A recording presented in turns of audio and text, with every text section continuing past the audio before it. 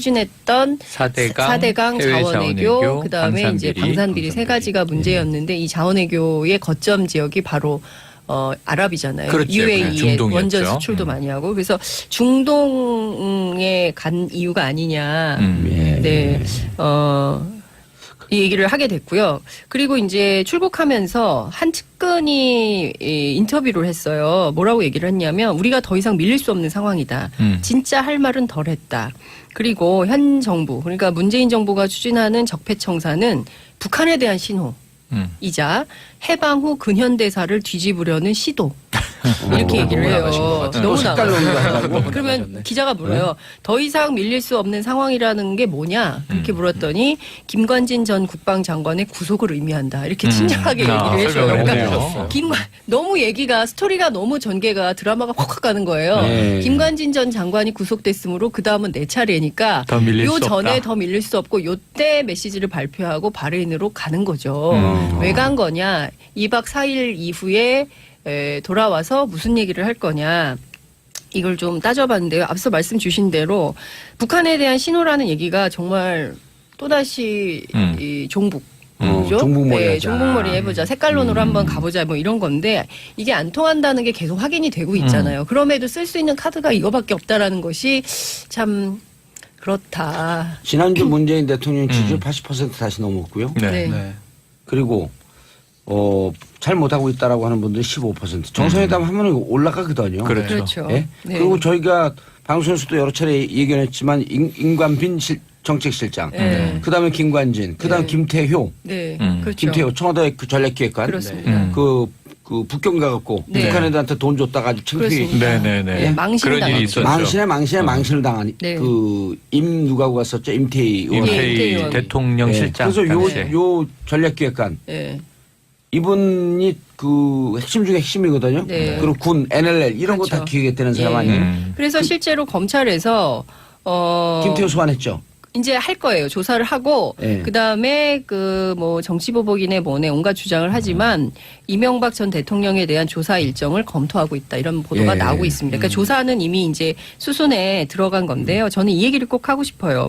이동관 전 청와대 홍보수석이 출고국에 앞서서 이런 얘기를 했어요.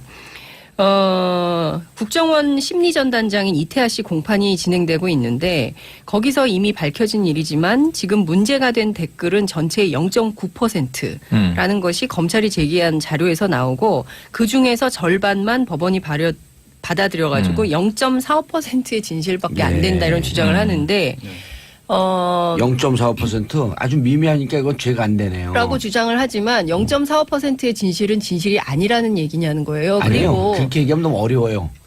우리가 부엌칼 있잖아요. 부엌칼. 부엌칼이 용도가 뭡니까? 음식 쓰는 거 아니에요. 99.9999%로 음식 쓸다가 그 칼 갖고 옆에 있는 사람 푹 찔러갖고 죽잖아요. 살인이에요 그럼. 그렇죠. 0.0000001%예요. 그렇죠. 그러니까요. 네? 그러니까요. 0.0000001%. 비율은 중요하지가 않아요. 그러니까 이런 식의 꼼수. 예. 이런 식의 이게 잔기술로 국민들을 속이려거나 헷갈리게 하거나 이렇게 하면 안 된다는 거죠. 그러니까 이분들 이런 식으로 얘기를 좀 많이 하세요. 보니까 오늘도 아까 8만 그 국민 청원 넘었다고 하셨잖아요. 그러니까 우리 국민이 지금 5천만 명이 넘는데 그중에 겨우 8만이 청원했을 뿐이다. 이런 식으로 얘기를 하니까 비슷한 논지를 계속해서 얘기를 하더라고요. 그러니까 지금 비율. 근데 그게 중요한 것이 아니라 정권이 굉장히 심각한 사건이거든요. 그러니까 특히 이제 국정원 댓글 사건 같은 경우는 민주주의 근간을 뿌리채 흔든 사건이에요. 근데 이 사건에 대해서 0.00001%라도 잘못이 있으면 책임지고 그리고 도덕적으로 그리고 정치적으로 그리고 법적으로 내가 책임을 지겠다. 이게 지도자의 뭐라 그랬지 아까? 매우 특별한 지도자. 전직 대통령의 모습을 보여주는 것이죠. 그리고 지금 그 위법 사항이고 뒷거래의 의혹이 되는 제2롯데월드 허가. 그다음에 그 캐나다 하베스트. 하베스트 4인수. 그다음에 농협에서 대출해갖고 캐나다에서 분양 사기 친 거. 그 200몇 억이죠. 그 돈 날리고 농협은 항의도 안 해요. 그러니까 농협이 아무 얘기도 안 하죠. 그 농협을 통해서 UAE한테 상금 받았는데 그날 농협은 샷다운. 디도스 공격받다 그러면서 농협 이게요. 해방이요. 희한한 일이 많았죠. 한 개인이 그 의혹을 받을 수 있는 킹 오브 킹 짱짱짱. 그런데 어제 이거 전무 계속 그 보도되고 있는 장면이 전 재밌는데 네. 출국할 때 예. 기자가 묻잖아요. 댓글 지시하셨습니까? 상식에 부합하는 얘기를 해야지 이런 얘기를 화를 하거든요. 냈어요. 네, 화를. 상식에 부합하는 질문을 하라고. 그걸 좀 그렇죠. 제가 그 속담으로 비교해봐 있대. 네. 똥 낀 놈이 성낸다. 아니 그 자리에서 물어봤어야 돼요. 그 다스는 누구 거예요? 왠지- 내 거 아니에요? 그럼 저거 그럼 권 씨하고 이상은 두 분이 좋아해요. 그렇겠네요. 다스를 이시영 씨한테 지분을 옮기려고 하는 그 과정을 제가 추적 중이거든요. 야 조만간 단독 기대하겠습니다. 보도 나오는. 아니에요. 그 이미 그 알려져 있는 아주 마이너 매체들도 있는데 네. 그 방식이 이재용 씨 했던 방식하고 똑같아요. 예. 삼성물산과 예, 제일 제일모직 합병. 예, 하나는 가치를 올리고 하나는 가치를 그렇죠, 내리는 그렇죠. 합병. 예. 1대1로. 예를 들어 그 제3의 기업 그 기업이 예. 제3의 기업이 이시영 씨 지분이 75%인데 다스하고 합병하면 땡. 그걸 준비하고 있어요. 야 그러면 그런데 딱 걸렸어. 나한테. 다양하게 걸릴 것 같아요. 근데 그럼요. 못 나와요. 오늘 자, 다음 뉴스 수영일 평론가님. 네. 못 MB 나와요, 측은 못 이제 나와요. 화를 내고 계신데 예. 지금 이제 이건 지난 전전임 정권에 대한 이제 이 위법 행위에 대한 수사고요. 지금 오늘 이제 국내 정치권에서 가장 관심을 받는 건 오랜만에 자유한국당의 의총입니다. 의총이 열리는데 왜 열리느냐? 네. 이 친박계 의원 15명이 의총을 열어달라. 다룰 문제가 있다. 뭐냐면 최근에 복당한 인사들이 있잖아요. 네. 사실은 9명인데 주호영 현재 바른정당 원내대표는 전당대회 끝나고 와야 돼요. 네, 8+1이죠. 예, 그래서 어떤 사람은 8명이라고 어떤 사람은 9명이라고 하고 온 사람은 지금 8명입니다. 그렇죠. 곧 올 사람까지 하면 9명이고 그런데 이 복당파에 대해서 이들은 해당 행위를 하고 나간 사람들 아니냐. 전신이었던 새누리당 시절에 네. 이 박근혜 당시 대통령의 탄핵을 주장하면서 이제 분당했지 않습니까? 근데 해당 행위자들을 다시 복당시킬 때는 최고위원회에 의결이 있어야 되는 거 아니냐. 그러니까 이제 이런 주장을 하면서 지금 의총을 요구했는데 그렇다면 결국 이제 이 바른정당에서 돌아온 의원들에 대해서 징계를 할 것인지 뭐 어떤 치리를 할 것인지 이 문제를 논의하자는 거예요. 근데 이게 친박계 의원이 발의했기 때문에 친박계의 이제 저항이기도 하고 어찌 보면 역습이기도 하고 그럼 홍준표 대표는 어떤 입장을 취해야 되느냐. 지금 아직도 이 자유한국당 내에 박 전 대통령에 대한 출당만 처리돼 있고 친박계 청산 안 되고 있잖아요. 그렇죠. 정원 최경환. 네. 네. 지금 이 안에서 자유한국당 이제 116석 되는데 지금 3분지계가 이루어진 거예요.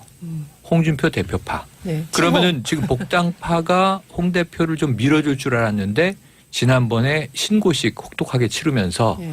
김무성 의원하고 또 이제 신경전을 벌였단 말이에요. 그 호락호락하지 않을 것이다 서로. 여기에 또 친박계는 아직도 이 당내에 또아리를 틀고 있는 겁니다. 이 3파전이 어떻게 전개될 것인가. 홍준표 네. 대표가 이런 얘기를 했어요. 김무성 걔는 이익 집단일 뿐이다. 맞아요. 아니 그런 분들은 왜 받아요 그럼? 그러니까 집단을 말이에요. 받아야지. 그러니까. 아니 근데 그거 받아놓고 홍준표 대표는 친박도 이익 집단이라고 그랬어요. 음. 그러니까 친박도 이익 집단이고 무대계도 이익 집단이고 본인만 정치 집단인가 봐요.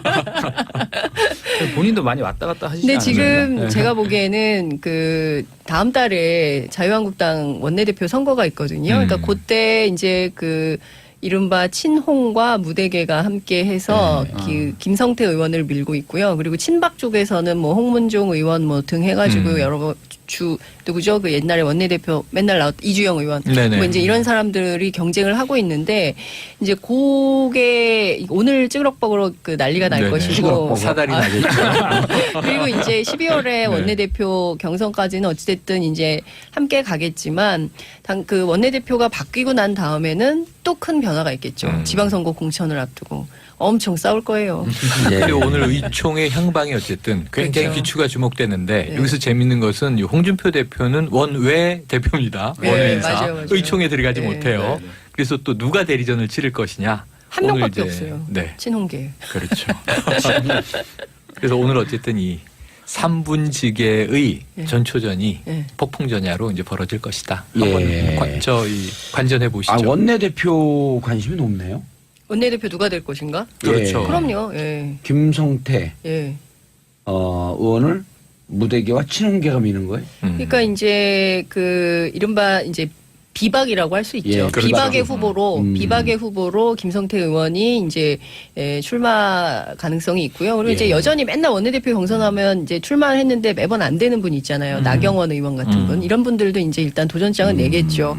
근데 이제 어느 개판인지는 잘 모르겠어요. 예, 네. 알겠습니다. 추진했던 4대강, 자원외교, 그다음에 이제 방산비리, 방산비리 세 가지가 문제였는데 이 자원외교의 거점 지역이 바로 아랍이잖아요. 그렇죠. UAE에 중동이었죠. 원전 수출도 많이 하고 그래서 중동에 간 이유가 아니냐.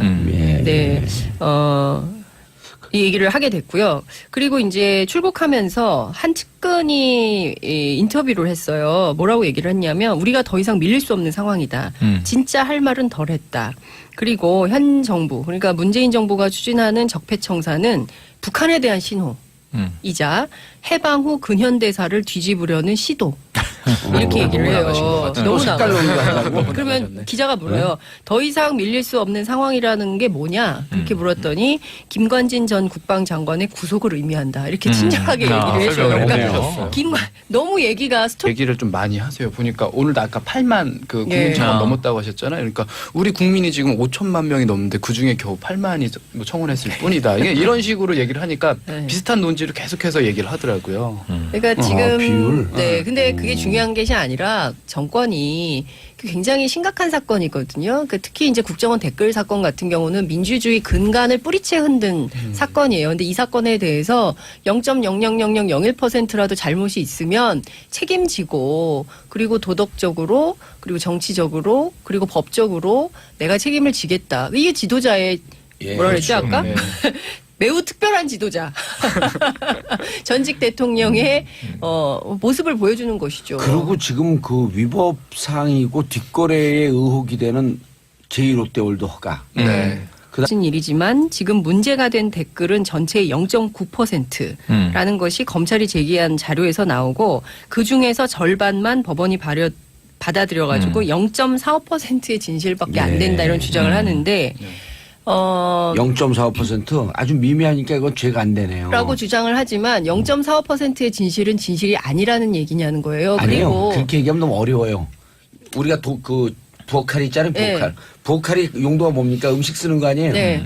99.9999%를 음식 쓸다가 네. 그 칼 갖고 옆에 있는 사람 푹 찔러갖고 죽잖아요. 살인이에요 그럼. 그렇죠. 0.0000001%예요. 그렇죠. 그러니까요. 네? 그러니까요. 비율은 중요하지가 않아요. 0.00001%. 그러니까 이런 식의 꼼수. 예. 이런 식의 이게 잔기술로 국민들을 속이려거나 헷갈리게 하거나 이렇게 하면 안 된다는 거죠. 그러니까 이분들 이런 식으로 그다음 김태효. 네. 그렇죠. 김태효 청와대 그 전략기획관. 그렇습니다.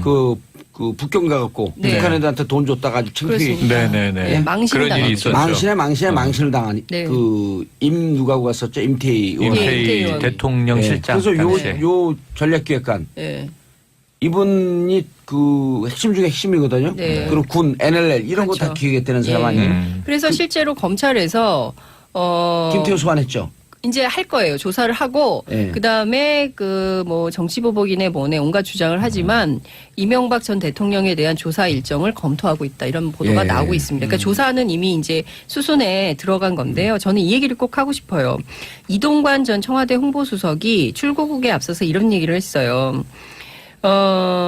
국정원 심리전단장인 이태하 씨 공판이 진행되고 있는데 거기서 이미 소리가 너무 전개가 드라마가 확확 가는 거예요. 네. 김관진 전 장관이 구속됐으므로 그 다음은 내 차례니까 더 밀릴 요 수 전에 없다. 더 밀릴 수 없고 요때 메시지를 발표하고 바레인으로 가는 거죠.